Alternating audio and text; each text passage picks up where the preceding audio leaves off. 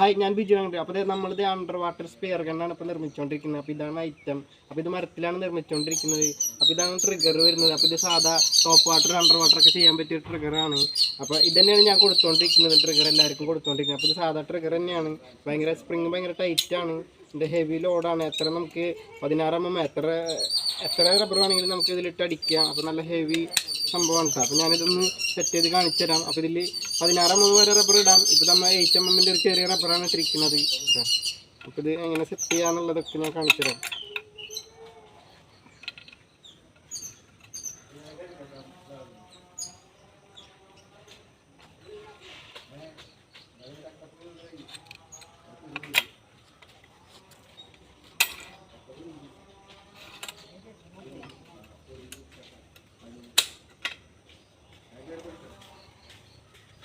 അപ്പോൾ ഇതാണ് നമ്മുടെ അണ്ടർ വാട്ടർ സ്പിയർ ഗണ്ണ്. അപ്പോൾ ഇതിൻ്റെ മോഡൽ ഇങ്ങനെയാണ് വരിക.